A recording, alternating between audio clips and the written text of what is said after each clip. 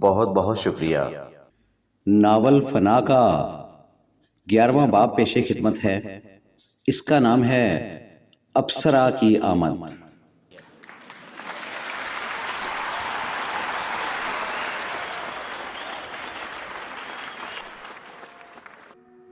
ادھر دیر گئے کھیتوں کے درمیان بے ہوش پڑا چراغ علی اچانک ہڑبڑا کر اٹھ بیٹھا۔ پھر کرا کر اس نے سر کے پیچھے لگا زخم پر ہاتھ پھیرا تو اس کے ہاتھ پر خون کا نشان ثبت ہو گیا۔ چراغ علی چند لمحے اپنے خون کو تکتا رہا، پھر غصہ کی شدت سے اس کی آنکھیں ابل پڑیں اور وہ دانت پیستے ہوئے کھول اٹھا۔ وردی ڈاکیوں والی، تھیلا ڈاکوؤں والا تے اچا شملہ جاگیرداراں والا۔ تو کیا سمجھتا ہے نہیں پچھانا؟ پچھان لیا دشمنا، پچھان لیا۔ پھر اس نے جلدی سے اپنے کپڑے جاڑے اور اٹھ کر اپنی سائیکل کی طرف دوڑ پڑا۔ رات کو جب ریحانہ کی ریل کسی جنگل کے پاس سے گزر رہی تھی تو اس وقت ایک کھلا میدان میں الاؤ کے گرد بستی کے سبھی لوگ جمع تھے اور یہاں دل آرام کہہ رہی تھی، ہم نے تو اپنا سب کچھ ہی ریحانہ کی تعلیم پر روڑ دیا تھا پا بیرام۔ اس پر بیرام نے آہستہ سے اپنی منڈی ہلائی تھی کہ گمنام بول پڑا، اب ہمارے پاس ایک کھٹی بچی ہے بھائیو، جس پر کبھی دل آرام سوتی ہے اور کبھی میں اپنا لک سدھا کر لیتا ہوں۔ اس پر مجسمہ ساز احتشام اپنا تیشہ ایک طرف رکھ کر کہنے لگا، فنکاروں کے پاس آخر میں لے دے کے ایک کھٹی تو بچتی ہے پرا گمنام، جس پر لیٹ کر وہ موت کا انتظار کرتے ہیں اور مرنے سے پہلے ہی مر جاتے ہیں۔ سچ کہتے ہو شامو بھائی، پر آج کل آرٹ کی جو شکل ہمارے فنکاروں نے بنا دی ہے، اس پر تو یہ اسے ایک کھٹکے بھی سزاوار نہیں۔ یہ آواز موسیقار نظام کی تھی، جس نے پھر اپنا وائلن کندھے پر سیدھا کر لیا تھا۔ یہ سن کر شاعر عمران عطا بھی بول پڑا، میں نے پیسے کے نقصان کو کبھی نقصان نہیں کہا چاچا، ہاں علم کا نقصان بڑا نقصان ہوتا ہے۔ اس کی بات پر تصور حسین کہنے لگا، زندگی میں پیسہ کمانا کوئی بڑی کار نہیں، ہاں علم کمانا بڑی کار ہے۔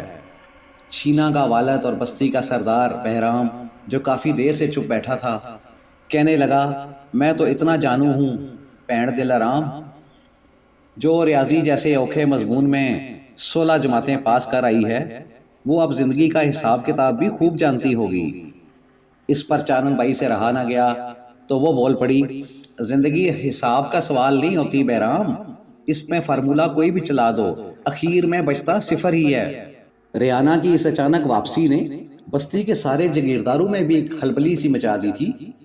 پھر انہوں نے ایک دوسرے کو پیغام بھیج کر ایک فارمولہ طے کیا کہ ہر جاگیردار اپنی ایک لینڈ کروزر اور 5 آدمی ریلوے اسٹیشن روانہ کرے گا اور وہاں ریحانہ کو کھلی پیشکش کی جائے گی۔ وہ جس کی لینڈ کروزر میں بیٹھ کر اپنے گھر جانا چاہے بیٹھ جائے، اور اگر وہ کسی ایک کا انتخاب کر لیتی ہے تو پھر باقی خاموشی سے اپنے اپنے گھروں کو واپس آ جائیں گے اور آپس میں الجھنے کی کوشش نہیں کریں گے۔ فارمولہ میں ایک بات یہ بھی طے کی گئی تھی کہ ریحانہ پر کسی قسم کا دباؤ یا مرضی مسلط کرنے کی کوشش بھی نہیں کی جائے گی، اور اگر ایسا کسی فریق کی جانب سے کیا گیا تو اسے موقع پر ہی ڈیر کر دیا جائے گا۔ یہی وجہ تھی اب ان کے آدمی پوری بستی میں یوں دوڑتے پھر رہے تھے جیسے موت ان کے پیچھے لگی ہو۔ پھر دیکھتے ہی دیکھتے جاگیرداروں کے پالے ہوئے بدماشوں نے بستی کا اجڑا کجڑا ریلوے اسٹیشن چاروں اطراف سے گھیر لیا، اور ریحانہ کو صرف اپنی لینڈ کروزر میں بٹھانے کے لیے انہوں نے اپنی اپنی جگہیں سنبھال لیں۔ سب جاگیرداروں کی لینڈ کروزریں ریلوے اسٹیشن پر پہنچ چکی تھیں سوائے عجائب کے۔ ادھر تیزی سے اپنی بستی کی طرف آتی ریحانہ ٹرین کی کھڑکی میں بیٹھی کسی بہت ہی گہری سوچ میں منہمک تھی۔ قلم اس کے منہ میں دبا تھا اور اس کے گھٹنوں پر ایک ڈائری کھلی پڑی تھی جس پر سکندر، سجاول، تبارک اور سوداگر کے نام کٹے ہوئے پڑے تھے۔ پھر اس نے بڑی نفرت سے منہ سکیڑ کر ان ناموں کے آگے لکھا عجائب کا نام بھی کاٹ دیا، اور اس کے ساتھ ہی ٹرین تیزی کے ساتھ کسی اور جنکشن کے پاس سے گزر گئی۔ جینگر کی ہلکی ہلکی جائیں جائیں میں 5 عدد لینڈ کروزرز ایک دوسرے کے مخالف سمت میں کھڑی تھیں۔ ہر لینڈ کروزر کے پاس اس کا متعلقہ فرد کلاشنکوف سے مسلح کھڑا تھا، اور باقی سارے افراد बड़ी बेचैनी से टहलते हुए किसी की आमद के मुंतजिर थे। उन बदमाशों से कुछ ही फासला पर दरख्त के नीचे एक तांगाबान, जिसका सर सफा चट पतासा की तरह साफ था और चेहरे पर बहुत भारी मूछें थीं, अपना सर तांगा का अगला हिस्सा पर रखकर सो रहा था। बस्ती के रेलवे स्टेशन पर मौजूद पांचों लैंड क्रूजरों के आसपास टहलते हुए जागीरदारों के छोड़े हुए छटे हुए बदमाशों में बेचैनी बढ़ती जा रही थी और उनके इज़्तिराब में लम्हा ब लम्हा इजाफा होता जा रहा था। फिर जब उन्होंने दोबारा दरख्त की तरफ नजर उठाई तो वहां तांगा में ऊँगता हुआ सफा चट पतासा का सर और बारी मूछों वाले तांगाबान की आंखें भी सचमुच बंद हो गई थीं और वो भी नींद की आगोश में चला गया था। रात का आखिरी पहर जब ट्रेन बस्ती का उजड़ा पुजड़ा रेलवे स्टेशन पर आकर रुकी तो उसमें से सिर्फ एक ही मुसाफिर उतर सका और वो थी थकन से निडाल और रत जगह की मारी रेहाना। ट्रेन से उतरते ही उसने अपना बैग दाएं हाथ में ले लिया और अपने साथ उसे भी घसीटती हुई उस कच्चा रास्ता की तरफ चल पड़ी जो सीधा उसकी बस्ती की तरफ निकलता था। चलते हुए वो अपने दाएं बाएं भी देखती जा रही थी, मगर आज उसे वहां कोई तागाबान भी नजर नहीं आ रहा था। बस एक हू का आलम था और सन्नाटा वो था कि खुदा की पनाह। रेहाना थकन से चूर और फूले हुए सांस के साथ बड़ी मुश्किल से अपने बैग को घसीटती अब अपनी बस्ती की राह पर चल पड़ी थी। चलते चलते वो रास्ता में चंद लम्हों के लिए रुककर अपना सांस बहाल करती थी और फिर आगे चल पड़ती थी। अब हल्की हल्की पो फुटने को थी, लिहाजा दूर से धुंधलका की शक्ल में अपनी तरफ आती रेहाना को जागीरदारों के छटे हुए बदमाशों ने दूर से ही देख लिया था और वो आंखों ही आंखों में एक दूसरे को इशारा करते रेहाना की राह रोकने के लिए बेचैन हो गए थे। यहाँ रेहाना जो ही उन लैंड क्रूजरों के पास पहुंची, एक लम्हा के लिए ठिठक सी गई और फिर कुछ खौफजदा सी होकर तेजी से जो ही उनकी गाड़ियों के पास से गुजरने लगी, एक लैंड क्रूजर के पीछे से जागीरदार सौदागर का भेजा हुआ बदमाश बाहर निकल आया और रेहाना की राह रोककर खड़ा हो गया। रेहाना इस उस्ताद से अचानक बुखला सी गई और खौफजदा हिरनी की तरह अपने चारों तरफ तकने लगी, जहां ऐसी चार गाड़ियां और भी खड़ी थीं और अब उनसे भी बदमाश उतरकर उसके पास पहुंचने लगे थे। फिर वो सारे भी उसके गिर्द घेरा डालकर खड़े हो गए। उसकी राह रोकने वाला सौदागर का पहला बदमाश ने अपनी मूछों को एक ताव दिया और फिर चालाकी दिखाकर कहने लगा, मुझे अजायब ने भेजा है रेहाना। ये सुनकर उन बदमाशों के पीछे खड़ा तांगा में मौजूद तांगाबान की आंख बड़े अंदाज से खुल गई और उसका हाथ बेख्तियार अपने नेफा में डाला पिस्तौल पर पहुंच गया। रेहाना ने इस पर जमीन पर थूक दिया और तनफ्फर अमेज लहजे में कहने लगी, अगर तुम्हें अजायब ने भेजा है तो फिर ये सारे किसके लागी हैं। उसकी बात पर इस बार सिकंदर का भेजा हुआ बदमाश जरा आगे हुआ और कहने लगा, मंदा ना बोल रेहाना, हम भी तुझे लेने आए हैं। इतनी देर में सजावल का बदमाश भी उन दोनों के बीच में आकर खड़ा हो गया और बोला, हम तो ये समझते थे तू शहर से लिख पढ़ आई है, हुक्म के गुलाम की मजबूरियां समझती होगी। इससे पहले कि उसकी बात का जवाब रेहाना उसे देती, तबारक का बदमाश कहने लगा, ओए ये क्या जाने, हम वो लागी हैं जो किसी की लगन के पीछे लई लग हो चुके हैं।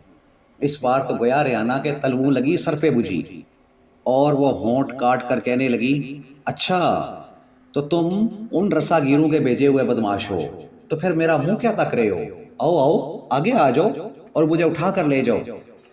रेहाना की जुबान से ये निकलने की देर थी, पीछे तांगा में बैठे तांगाबान ने उन बदमाशों की पुश्त पर अपना पिस्तौल सीधा कर लिया, मगर इससे पहले वो ट्रैगर दबा देता, जागीरदार सौदागर का भेजा हुआ बदमाश बोल पड़ा, और ना ना ना, तुझे उठाने का हुक्म नहीं मिला, बस इतना कहा गया था मर्जी तेरी चलनी है, जिसके साथ दिल चाहे उसी की गड्डी में जाके बह जा। ये कहकर उसने बाकियों की तरफ माना खेज अंदाज में देखा और फिर चुटकी बजाकर कहने लगा, चल चल शाबा, अपनी मर्जी कर अपनी मर्जी। ये कहकर वो थोड़ा पीछे हटकर खड़ा हो गया और बाकी भी चंद कदम पीछे हट गए। इस बार रेहाना हाथ जोड़कर उनके सामने खड़ी हो गई, मैं तुम लोगों के आगे हाथ जोड़ती हूँ, मुझ पर और मेरे बूढ़े माँ बाप पर रहम करो, मेरा पीछा छोड़ दो मेरा पीछा। फिर उसने बिलक बिलक कर रोना शुरू कर दिया اور یہ دیکھ کر سارے ایک دوسرے کی طرف چور نظروں سے تکتے ہوئے گردنیں جھکا کر اپنی اپنی گاڑیوں کی طرف چل پڑے۔ ان بدماشوں کے واپس مڑتے ہی ریانا اس تانگا کی طرف چل پڑی جس میں بیٹھا ہوا تانگا بان ایک بار پھر سویا ہوا بن گیا تھا۔ ریانا چپ چاپ جا کر اس کے تانگا کی پچھلی نشست پر بیٹھ گئی اور پھر ایک گھبرائی ہوئی نظر سامنے کھڑے بدماشوں پر ڈال کر بظاہر سویا ہوا تانگا بان کا شانہ پکڑ کر اس نے جھنجھوڑ دیا۔ ایک بار پھر اس تانگا بان کی آنکھ بڑے انداز سے کھل گئی۔ تانگا چلاؤ تانگا، ریانا نے گھبرایا ہوا لہجہ میں کہا۔ جانا کدھر ہے؟ تانگا بان کے منہ سے یوں نکلا جیسے وہ ابھی ابھی کچی نیند سے بیدار ہوا ہو۔ اوہو جلدی کرو، سوال نہ کرو، کچھ اوباش میری راہ روک کر کھڑے ہیں۔ ریانا ابھی تک پریشان تھی کیونکہ اپنی اپنی گاڑیوں کے پاس چلے گئے بدماشوں کی نظریں ابھی تک اسی پر گڑی تھیں اور وہ بار بار اپنی مونچھوں کو تو دے رہے تھے۔ یہاں تانگا بان نے اچانک تانگا کا رخ انہی بدماشوں کی طرف موڑ لیا اور پھر اپنے گھوڑا کو ایک چابک رسید کر کے کہنے لگا، یہ تیری گرد کو بھی نہیں پا سکتے، شاید انہیں خبر نہیں، میرا گھوڑا بھی میری طرح جون بدل لیتا ہے۔ ابھی اس کے منہ سے یہی نکلا تھا، اس کا گھوڑا ایک بار زور سے ہنہنایا اور پھر اس کی دونوں ٹانگیں فضا میں بلند ہو گئیں۔ اس بار ریانا نے بڑی مشکل سے اپنے آپ کو گرنے سے بچایا اور اپنا بیگ اس نے دونوں پاؤں میں پھنسا لیا۔ سنبھل کر بیٹھو، میرے ہوتے ہوئے یہ چمونے تمہارا کچھ نہیں بگاڑ سکتے۔ تانگا بان کے منہ سے اس بار دبنگ آواز نکلی جو سامنے کھڑے بدماشوں تک بھی پہنچ گئی، مگر اس سے پہلے وہ اپنی کلاشن کوفے اس کی طرف سیدھی کرتے تانگا بان نے ایک چابک اور اپنے گھوڑا کو رسید کر دیا اور گھوڑا ہوا ہو گیا۔ تانگا تھوڑا اور آگے بڑھا تو ریحانہ نے کہا، اس بستی میں نئے ہو گیا، تمہیں نہیں معلوم یہ سکندر، سجاول، تبارک اور سوداگر کس قدر خطرناک لوگ ہیں۔ تانگا بان نے اپنی بھاری مونچھوں کو ایک تاؤ دیا اور کہنے لگا، ان رسا گیروں کو میں ہی تو جانتا ہوں، پر ایک نام تو بھول گئی ہے۔ وہ کس کا؟ ریحانہ کے منہ سے نکل گیا۔ عجائب کا، تانگا بان نے کہا، پر میری راہ روکنے والا تو اسی کا بھیجا ہوا لاگی تھا، وہ عجائب کا آدمی نہیں تھا۔ تانگا بان کا لہجہ اس بار اٹل تھا۔ تو پھر اس نے مجھ سے یہ کیوں کہا کہ وہ عجائب کا آدمی ہے؟ باقیوں کو ڈرانے کے لیے، تاکہ وہ گفتگو میں محتاط رہیں۔ تو پھر کس کا آدمی تھا وہ؟ یہ ریحانہ کا اگلا سوال تھا۔ ایسے کہاں سوداگر نے پالے ہوئے ہیں، حد سے زیادہ چلاک اور کسی لومڑ کی طرح ہوشیار، وہ آپ بھی ایسا ہی ہے۔